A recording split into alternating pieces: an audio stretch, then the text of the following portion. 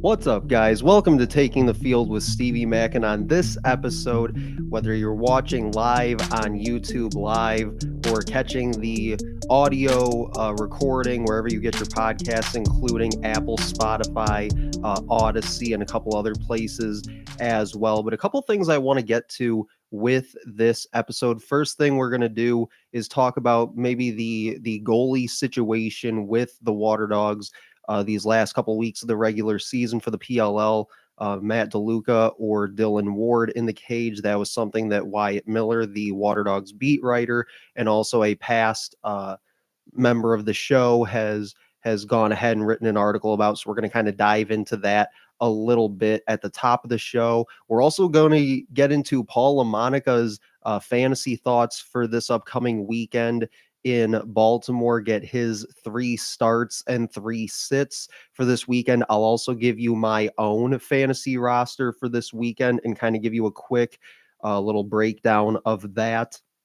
And then to round things out, I'll get into the article. I'm not going to do a deep dive into the article, but I will touch on different aspects of the article that was written by Terrance Foy regarding the new NCAA scholarship format, I guess you would say, or the expansion of that. So we'll kind of get into that to round out the show. But to get things started on this episode, like I said, going to talk the Waterdogs goalie situation as it pertains to these last few regular season games, because as Wyatt puts it in his article, these are 3 must-win games for them to even, I think, be in the conversation of making the playoffs this season. So he does talk about, do they need to make that move this weekend and really try to make that push to win these last 3 to, as I said, kind of put themselves in even just in the conversation for the playoffs here in 2024. And there's a couple of quotes that I pulled from that article that I thought really stood out to me. So the first is, he says, quote, "In the 2024 championship series, DeLuca showed a pronounced ability to sustain a high level of play throughout fast-paced games, leading the tournament in saves by a large margin as well as save percentage. DeLuca was able to ward off consecutive tough shots, which indicates he won't fall victim to the same struggles that Ward has in a much slower PLL game."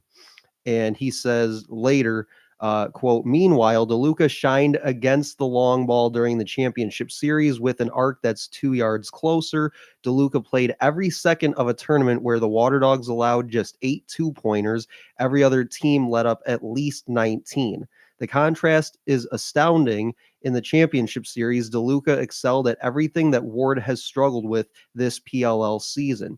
So during a 3-week stretch in which the Waterdogs can't afford to lose, a goalie switch seems necessary." So I think this is really interesting because, and I said this on the episode the other day in talking about kind of assessing that Atlas versus Waterdogs game, is that I said straight out, DeLuca was one of the 2 main reasons I think that the Waterdogs were able to stay in that game until the very end. It was him making those 17 saves in relief of Dylan Ward, who exited, I believe it was mid first quarter of that game. And then the 2-pointers as well held them in that game. I had mentioned they had 11 points total in that loss, and 6 of those came off of 2-pointers. But yeah, DeLuca absolutely, I think, in that outing earned the opportunity here this weekend, and I think these next couple games really to try and go out there and put them in a position to be able to win games, because that's exactly what he did last week against the Atlas. They got down early, I believe he said in the article, Wyatt did in the article, that Ward started something like 0 of 5 in that game against the Atlas. And then, as I mentioned, DeLuca makes those 17 saves. So yeah, I think that absolutely warrants him getting the opportunity this weekend, because you look back to, what has it been now, like a month ago since the Atlas and the Whip Snakes played in that game, and the Atlas made the decision to bench Troutner. They go with Liam Ettenman, and they've essentially never looked back since then. And I said, Troutner had the really nice day in the All-Star game, but I think that facts are facts, and they're going to stick with Ettenman at least until, maybe he has one of those bad days, if he has one of those bad days, and then maybe they give him a little bit of a break and let Troutner finish things out. But I do think that going forward, Ettenman is your guy if you're the Atlas, and I think the same could be said this weekend if the Water Dogs decide to make that move. Is I think that DeLuca is absolutely earned that look, because as Wyatt points out many times throughout his article, and some of these quotes I think kind of bear that out, is he's basically saying that Ward hasn't been right this year. When he's right, I think it's him and Blaze Reardon are two of the top goalies in the PLL, but just for whatever reason, as Wyatt kind of points to in this article, just for whatever reason, he hasn't been right this season. And I think that because of that, I think it is time that they do give DeLuca his shot, because even in the past when he's filled in for Dylan Ward while Ward was in the NLL playoffs, DeLuca's done more than enough to help the Water Dogs in past years. So I think that, coupled with, like I said, kind of the deficiencies of Dylan Ward this season, I think has awarded Matt Deluca the opportunity these next couple of weeks to, again, at least put them in the conversation of the playoffs this year, because I think currently, as it stands, they have the lowest percentage chance of making the playoffs. So I think at that end too, I think when you look at that, you almost have to kind of say, well, at this point, what do we have to lose then? Right. And I think the Redwoods are kind of in a similar situation, is that you have to try anything and everything at this point to at least give yourself a chance at the playoffs. So I think those two teams in particular, not to stray too far off topic here, but I think those two teams in particular, the Water Dogs and the Redwoods, need to be asking themselves at this point, we have to be willing to do anything to at least put ourselves in that conversation. And for the Water Dogs, I think this is probably that thing. So that is kind of my question with this segment, is that, he asks the question in the article, is a goalie change, first of all, necessary? And I do think so, because first of all, DeLuca's the younger option in that case. And in some of the statistics that Wyatt gives out, there was a few more in the article that I didn't mention here, but obviously go check out that article for more information about this topic from Wyatt Miller. But a lot of the statistics that he bears out in that article just shows you that if it were me, almost after reading some of those things, I would have given DeLuca a shot way earlier than now. But there's nothing you can do about that now, especially if you're Coach Tierney and company. But I do think that these last 3 games, you can make that move. You can decide to give him that shot and see what happens. And the worst case scenario is that you miss the postseason, but currently you're what, 1-6, so chances are you're going to miss anyway. So, like I said before, you almost have to try something to give yourself a chance. So yeah, I think that's kind of where I'm at with it. Is I totally agree that I think that change should be made this weekend, and I think if it's not, one of the first questions that should be asked post game should be why. What was the determining factor that maybe they didn't decide to put DeLuca in? But again, that's just kind of where my head's at with it. I'd love to hear where you're at with it moving forward these last few weeks of the regular season. And then coming up in segment 2 of Taking the Field with Stevie Mac, I'm going to talk about Paul Lamonaca's, the PLL fantasy expert, good friend of the show, Paul Lamonaca's fantasy piece for this upcoming weekend, his 3 starts and 3 sits for the weekend in Baltimore. And I'll also give you my lineup heading into this weekend in the PLL, and that's coming up next on Taking the Field with Stevie Mac.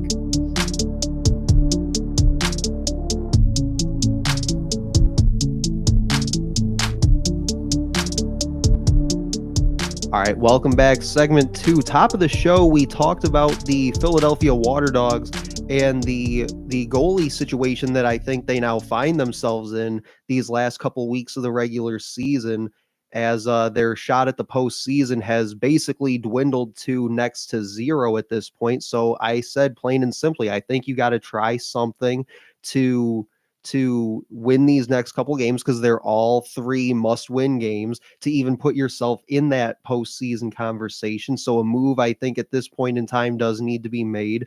And if it's not made this weekend, I think that the questions needs to start being asked of why. But again, go back, listen to that segment, top of the show if you missed any of that. Also, let me know what you think about that situation moving forward. Segment 2, as I said, want to get to Paul Lamonaca's fantasy piece for this upcoming weekend, kind of dissect that a little bit, and then give you a rundown of my lineup for this week. His starts for this week, he has 3 starts, 3 sits. As always, his starts, he has Shane Knobloch, who is 11 points against the Cap. Joe Nardella in game 2 specifically. Joe Nardella in game 2 against Boston is a 28-point Cap hit. And then his other start for the weekend is Matt Moore, who is a 16-point Cap hit. His sits for the weekend are Luke Weirman, who is going against TD Erlin. I feel like that's a pretty safe bet there. His other one is Tom Schreiber. Kind of a surprise to see somebody like Tom Schreiber on this list, but his rationale makes sense. It's because he's the most expensive midfielder out there this weekend in terms of the cap hit. And then also the fact that they're going against the chaos and that tough physical defense. Coach Towers talked in his post-game comments to open last week, saying that he thought the defense played really well. And obviously you have to go against Blaze Reardon there in the cage. So again, kind of a shock to see somebody like Schreiber on this list. But again, the reasoning makes sense there. Like I said, he's the most expensive midfielder in fantasy this week, and also going against Blaze Reardon and that chaos defense. And then his third one is Michael Sowers. Again, one of those guys that you're not accustomed to seeing probably on this sit list. But again, the rationale makes sense, as he says that the likely matchup there with Sowers is going to be Matt Dunn, who the last time that he faced the Waterdogs had 57 fantasy points in that game. So again, a bit of a surprise there seeing those two guys on this list, but all things considered, it does make sense at the end of the day. So again, his starts are Shane Knobloch, Joe Nardella in game 2 specifically. Remember that, against Boston. And then Matt Moore is his other one.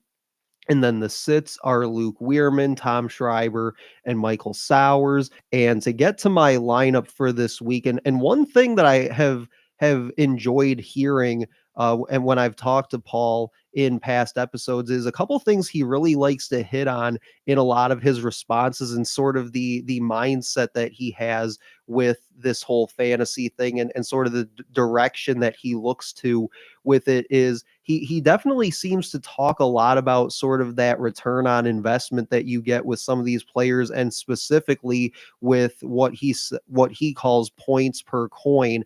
And sort of the breakdown that I've seen him give with that in past weeks has been really interesting. I've even asked him about it specifically in previous episodes, and kind of gotten his perspective on that. So just two really, I think, interesting ways of looking at it is sort of that return on investment, which is really focused, I think, on those points per coin. And he does a really nice job after each week kind of putting out his quote unquote best possible lineup, where it's based upon that 200-point cap, the best possible lineup that you could have put out without going over that cap. So seeing how it kind of varies week in and week out, and some of the names that tend to pop up on that list each week is really interesting. So again, he does a really nice job kind of doing a really good breakdown with this whole fantasy thing. But again, to get to my lineup for this weekend, I have Matt Moore, one of the two guys that he had in his start column. I have Matt Moore, who was 16 points against the cap. He's averaging 42 fantasy points per game over his last 2 games. My other attackman is Brennan O'Neill, who was the most expensive player in terms of the cap that I had in my lineup this week. He's a 48-point cap hit. He's had 4 1-point goals, a 2-point goal, and 3 assists over his last 2 games, averaging 47 fantasy points per game. So again, I've got Matt Moore and Brennan O'Neill as my attackmen. Dalton Young is one of my 2 midfielders. He was a 21-point cap hit. He had 21 points last time that he played the Redwoods, and he's averaging just over 38 fantasy points per game over his last two. He's tallied 4 goals and 3 assists in that span. And my other midfielder who's really been shot out of a cannon, it seems like, since he's come back from injury these last 2 weeks, is Tucker Dordevic, who was 36 cap points this week. And I took him in game 1 specifically against the Waterdogs here this weekend. He has 2 1-pointers, 3 2-pointers, which I believe were all this past weekend, in fact. But 2 1-pointers and 3 2-pointers in those 2 games since he's come back. He's averaging 40 fantasy points per game in those 2 games. So again, just to kind of give a quick recap of my lineup so far: Matt Moore, Brennan O'Neill, Dalton Young, and Tucker Dordevic. My defender is going to be Ethan Rawl, who was only 12 points against the cap, which seemed like actually some pretty good value there for a guy like Rawl, who's played pretty well here this season. He's averaging 21 fantasy points per game over his last 4 games. That included a 33-point fantasy game as well. He's had 2 caused turnovers in 3 of his last 4 games and has also added 3 or more ground balls in all 4 of those. So again, I've got Ethan Rawl as my defender. My goalie is Colin Kirst. He's a guy that, even going back to last year, I've been pretty high on. He was a guy that I talked about just briefly in Tuesday's episode of the show, and mentioned that I think he's one of those guys in goal that can lead your team to a championship. And I think that the Cannons, along with the Atlas, are probably the 2 favorites right now, 2 of the clear favorites, I would say. And Kirst is a big reason why for that. He's a 39-point cap hit this week. He's averaging 31 fantasy points per game over his last 3 games. He's made 13 or more saves in each of those 3 and has gone right around 57, I think 58%, somewhere around there in that 3-game stretch. So he's been pretty solid as of late. And then finally, my face-off specialist is going to be Joe Nardella, who is a 28-point cap hit. And again, kind of going back to earlier this segment when I was breaking down my lineup, I mentioned it with Tucker Dordevic, specifically picked him up for game 1 against the Waterdogs. Similar situation here with Nardella. I'm actually going to take him for game 2 against the Cannons this weekend. He's averaging 16 faceoff wins over his last 3 games, that coming against the Redwoods, Chaos, and Archers. I think he'll have a little bit easier time this weekend in that game against Boston facing Zach Tucci. I could be completely wrong about that when all is said and done, but we can revisit that at a later time. But again, 16 faceoff wins per game over his last 3. He's also averaging nearly 7 ground balls per game in that same span. And he's also put the ball in the back of the net a few times this year, scoring 3 goals. And I think he had 2 of those just this past weekend. So again, a pretty solid, I think, piece to this fantasy lineup here going into Baltimore. So again, my lineup is Matt Moore and Brennan O'Neill at attack. I've got Dalton Young and Tucker Dordevic in the midfield. My defender is Ethan Rawl. My goalie is Colin Kirst, and my faceoff specialist is Joe Nardella. And again, quick note that Dordevic, I'm taking him in game 1 against the Waterdogs, and Nardella, I'm taking in game 2 against the Cannons. But final segment of the show here on Taking the Field with Stevie Mac, either on YouTube Live or wherever you get your podcasts, including Apple, Spotify, and Odyssey, just to name a few. Segment 3 of the show, we're going to finish things out talking Terrance Foy's thoughts on the sort of scholarship expansion in the NCAA, and kind of give a quick sort of synopsis of that on the other side on Taking the Field with Stevie Mac.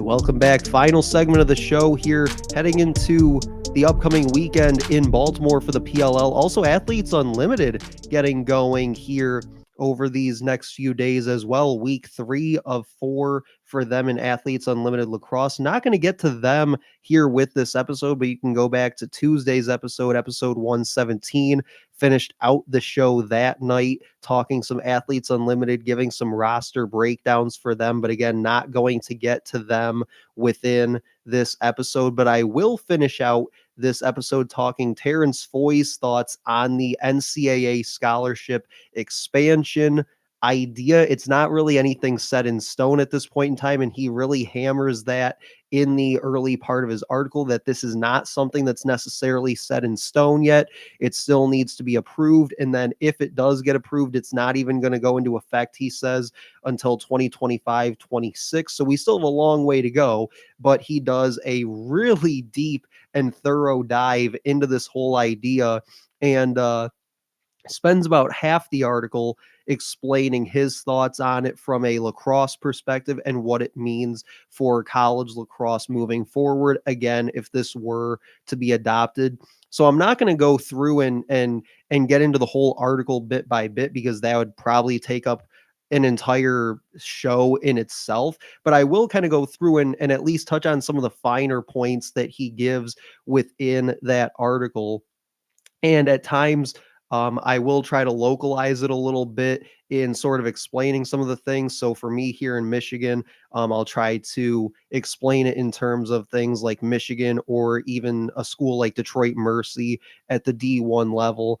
But just to kind of give a couple of the key takeaways from the article, is that when we talk about the idea of men's lacrosse going to 48 scholarships, he really makes sure to reiterate the point that it doesn't mean that the schools will have to dish out 48 scholarships. It's not pertaining to that necessarily. It's more of, if you think of it like a roster cap, meaning that the schools and the programs won't be able to exceed 48 players on a roster. And that's something that we'll actually touch on a little bit later with one of his later thoughts in the article. But again, it's not that by moving it up to 48 means that you're now giving out 48 scholarships for one team. It just means that that's kind of where they're capping the rosters at. So that's kind of a big first kind of piece to understand with this whole thing.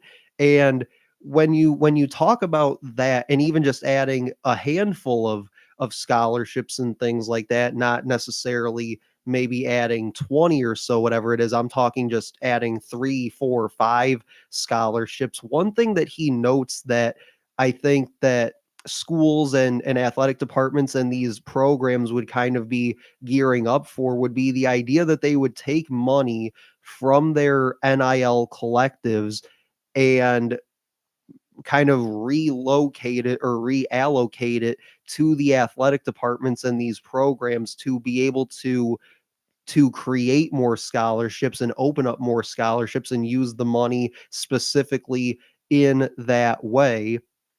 And another thing that he mentions and kind of does a little bit of a deep dive on is this idea of endowing scholarships and kind of the time and the money and the resources that it would take to be able to do that. And I got to be honest, I worked in college athletics for about 6 years, and I never knew this.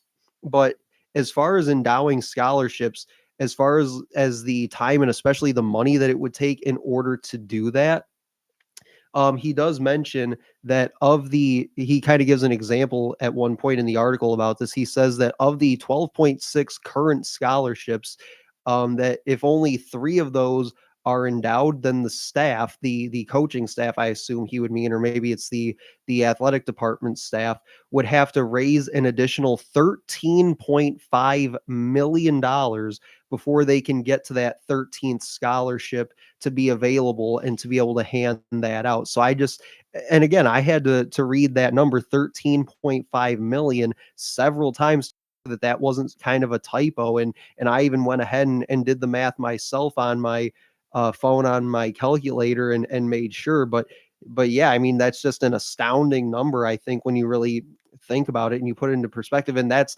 essentially that 13.5 million, he says, is really just to kind of unlock that 13th scholarship. Like, you have to make sure that you secure those other 12.6 scholarships before you can even touch that 13th one, which I thought was absolutely wild in itself. But he does later say in a later paragraph that whether they do go the route of, pulling money from these NIL collectives and reallocating it for the specific purpose of creating maybe 3 to 5 more scholarships or whatever the case may be, or they go the endowment route. He says either way you look at it, you're essentially only doing just that. You're only going to add 3, 4, 5 scholarships. We're not talking about a scenario where we're adding 10, 20, 30 scholarships. Like I said before, that 48 number that was given out isn't that you're giving out that number of scholarships. That's just how much you can cap your roster at in terms of a body count. And I think, like I said, when you kind of localize it here to the state of Michigan, you look at a team like Detroit Mercy. I know for as long as I've been around, their roster typically caps out somewhere in maybe like the mid to high 30s. So even a school like that, unless they decide to take on a ton more walk-ons, they probably won't ever even come close to that 48 number. So I don't think that it's really going to be that big of a deal in the long run. But when he goes towards the end of the article, Terrance Foy does in this article, and he does sort of a deep dive into what this specifically means for men's lacrosse. He touches on women's lacrosse as well, but primarily focuses more on men's lacrosse. There's a couple of quotes that I wanted to share from that article. And the first is that he says, quote, "Far and away the most important elements of the settlement are that it sets aside more than $1 billion in back pay to athletes who missed out on the opportunity to benefit from their NIL rights. And going forward, it allows universities and athletic departments to directly compensate their athletes via sharing a percentage of revenue." And that's going to be something really important in a couple of minutes as we kind of move through this segment. We're going to kind of go back to that quote again and kind of go into that a little bit more. But again, however, he says that he's spoken to a couple of lacrosse coaches already about that idea of where he says the back pay, but also the opportunities moving forward for the revenue sharing and things like that. Terrance says he's already spoken to a couple coaches about things like that, and none of them really believes that it's going to impact their program in any kind of way. And he later mentions kind of 4 mitigating factors, as he calls it, for things like this, and that sort of 48 player roster cap that they would be faced with if this were to get passed. And the first one that he mentions, one of those 4 factors that he mentions, is the COVID rosters, and the fact that probably this past season or maybe 2 years ago and now moving forward, those COVID rosters are going to start disappearing now because none of the players now will have been around during those COVID years. So they wouldn't be able to have those extra COVID years of eligibility. So roster numbers will start to come back to normal a little bit just because of the COVID rosters kind of going away now. The second thing that he points to is that leagues like the ACC, he says, have already discussed things like roster capping within lacrosse. So it's something that, I guess, according to him, is even if these things that were brought forward about the roster capping and things like that, is that even if it doesn't end up getting approved, that leagues like the ACC have already discussed internally doing things like that themselves anyway. The third thing that he points to is that he doesn't expect that this concept will be approved anyway, so it's kind of all going to be for naught, as he believes. And a lot of that has to do with legal reasoning, because and he points to this in the article, saying that when you have that 48 player roster cap and you're that 49th guy, that just opens the door for you to come back and sue for damages, as he says, because you were that kind of player on the outside looking in, so to speak, as being that 49th player and not having that opportunity. Whereas in the past, maybe you would have if they didn't have a sort of roster cap in place. And then the final thing that he mentions, where is it? Yes. So the fourth thing that he mentions is that really there's only a handful of schools that you could consider that this would really impact, and he lists those 11 schools, and mainly it's schools like Duke in Maryland, Michigan, Notre Dame, Ohio State, etc. A lot of the bigger programs, and really what it amounts to is I went back and looked at it before this episode. And really what it amounts to is it's the entire, at least for men's lacrosse, you look at it, it's the entire ACC and the entire Big Ten minus Johns Hopkins because they're just an affiliate member for men's and women's lacrosse. So they technically, I guess, wouldn't count. But yeah, it's basically the entire Big Ten minus them, and it's the entire ACC. And he says that's basically who we're talking about here is those 11 schools that this would possibly even impact. So I did think that it was a very good analysis and kind of deep dive into this whole thing as far as what it could mean for college lacrosse and men's lacrosse in specific. But like I said, when you try to localize it even to somewhere like here in Michigan with a program like Detroit Mercy, I don't think that they're going to be all too concerned with something like that 48 player roster cap, because they typically cap out somewhere in the mid to high 30s. And I think that would be the case for most lower level Division I programs as well. And as Terrance says, really the schools that we're talking about that would really be impacted by this, I mentioned before that idea of the whole revenue sharing and things like that. That's who would mostly be impacted by this, is because if your school and your athletics department opts into doing the revenue sharing thing, then you're basically opting in to these, I guess you would say, mandates, essentially is what it is. But for those other kind of lower level schools like Detroit Mercy and those kinds of programs that wouldn't be opting into something like that, then it's basically like, okay, then you can kind of forget about it. This doesn't really concern you, and life for you will kind of just move along as normal as possible. So that'll do it for this episode of Taking the Field with Stevie Mack. Make sure to like, comment, and share on this episode. Let me know what you guys think about anything that I discussed within this episode. Top of the show, just to do a quick recap. Top of the show, we talked about the Waterdogs goalie situation the rest of the season with Matt Deluca and Dylan Ward. Segment 2, I gave you a quick breakdown of Paul Lamonaca's fantasy article for this upcoming weekend in the PLL. And then final segment, we just ran through Terrance Foy's article talking about the new scholarship situation, potential scholarship situation, because again, as he mentioned, nothing has been set in stone just yet, but the potential scholarship situation for college athletics and what it means for college lacrosse. But that'll do it for me. I'll talk to you guys later.